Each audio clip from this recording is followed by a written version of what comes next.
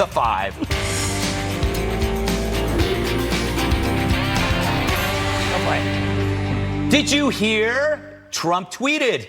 Yeah, and the tweets are being called racist because Trump told critics of the U.S. to go back to their country.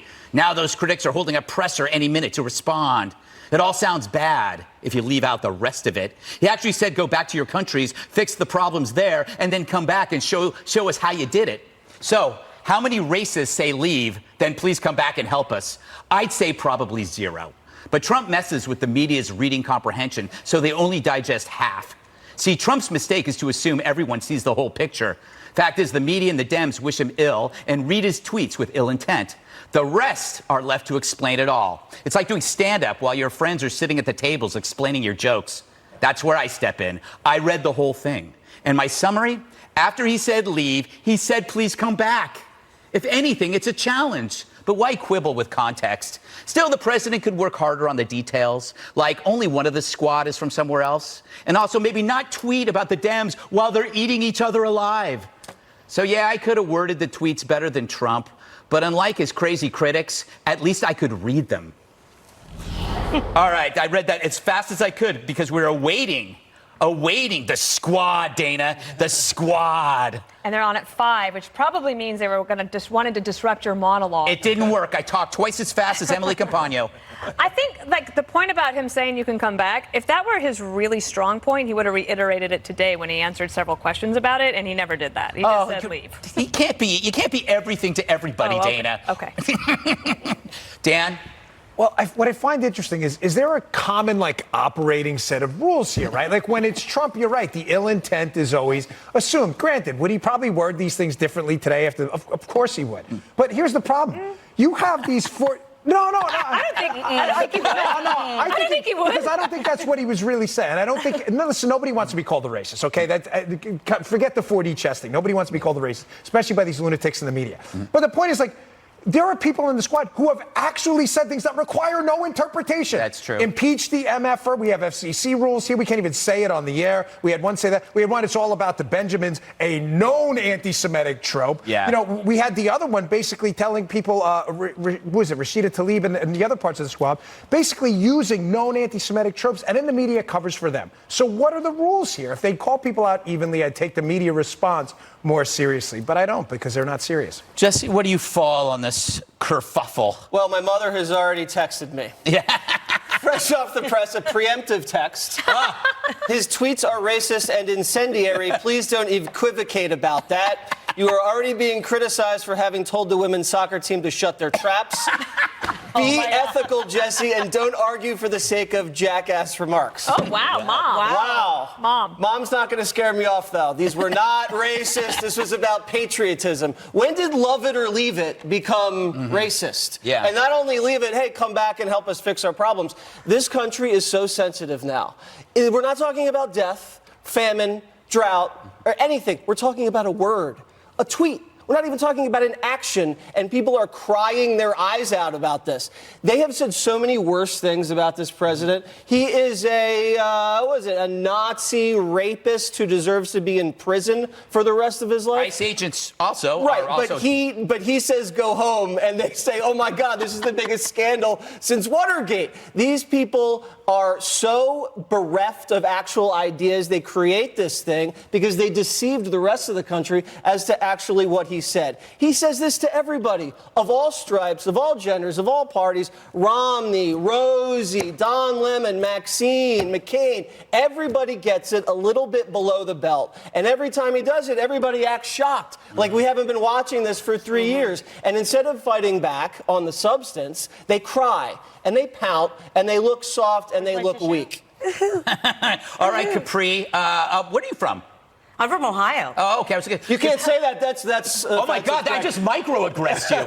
I was going to say. Oh my God! I would say like most New Yorkers, Bongino probably understands it. A lot of this seems like trash talk, but when it's on Twitter, it can be interpreted to be anything. Well, and when you are the president of the United States, obviously these are kind of the word of record. Now let me just back up to Jesse for a second. Say if it's going to be this kind of party where you're like reading tweets from your parents, like I get these all the time where like my mom or my dad is like Monday morning quarterbacking saying, if you really read the whole thing, it's not as bad as you think, which was kind of, to paraphrase what my dad preemptively texted me. Right Your dad's now, a smart man. Sounds like I'd be He's a friends smart with your man. dad. I am outnumbered overtime in my family. Just P.S. on that note. Yeah. Here's my 2 cents on this. Look, I mean, I agree with everybody that, and Lindsey Graham, for example, that said aim high. There are a lot of things to criticize these individuals about when it comes from a policy perspective. Everybody that's in this kerfuffle, I don't necessarily like their politics, whether you're the squad or whether you're President Trump for that matter. But you know what they all have in common? They're all duly elected by the people of the United States of America. And so guess what? If you don't like what they say, you can vote them out. That's the beauty of a democracy. Fair point. Yeah, but that's the media response is ridiculous, though. You had AOC. You noticed when I opened for it, I was stumbling over that last one. I forgot one. Yeah. You had AOC actually compare Border Patrol to concentration camps and Nazis who exterminated 6 million Jews. The media response was what? To cover for her. Oh, well, we're starting a dialogue. No, you're not starting a dialogue, calling these guys Nazis and intimating that they're concentration camps. That's nonsense. Not only that, over the weekend, you had an actual Antifa member firebomb an ICE detention center after AOC had called them concentration camps. You had an ex-president flying all over the world with a known pedophile. No one says anything. Omar asked a judge to be lenient on ISIS members, allegedly married her brother, and no one wants to talk about that at all. Everybody wants to talk about a tweet. A little tweet. Can I ask Dana a question? But the tweet comes from the president. I'm sorry. I know. No, I'm going to ask you a question because you are married to a British man, correct? I lived in London. I was at a bar once when I was criticizing the NHS. A guy I know said, "Why don't you F off to the States, you wanker." So he basically said, go back to where you came from because I was insulting them. Is that racist? Well, but hold on. Did you try to become a British citizen? No. I took a job from a Brit. Thing on, like, there's You do the jobs Brits won't do. Yes, editing Maxim. There's like with Omar, I give none of these. I've never liked the nicknames. I don't like the tweet. I don't like any of it because I don't think it. Like when Lindsey Graham says aim higher, he doesn't mean at senators. He means just avoid it. You can avoid it, especially because the Democrats are really close to killing identity politics. Yes. Because they're going to run out of people to accuse. I agree. All of the accusers become the accused until all of a sudden they're like, there's no one left. So last week, AOC suggested that Nancy Pelosi was a racist.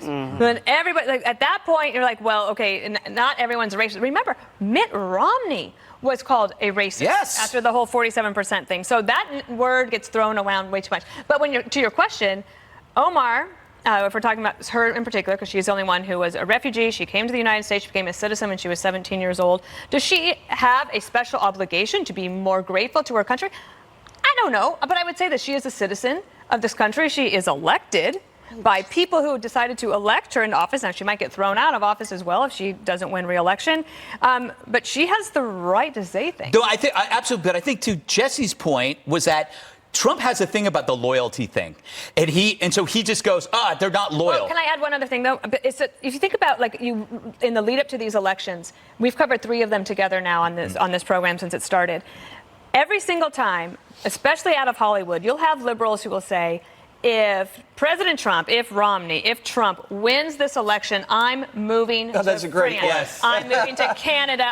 And they actually never go. Yeah, that's true. And to your point about loyalty, Greg, this is like allegiance politics, where I think the last 3 years, the Democrats have accused President Trump of being an ally of Russia. Or Omar says, you're more an ally of Israel than you are to the United States. This is traditional politics. These kind of attacks happen all of the time, but when Donald Trump does it, all of a sudden it becomes way beyond the pale. If I may, Jesse, though, I think that the one... You may. Thank you very much.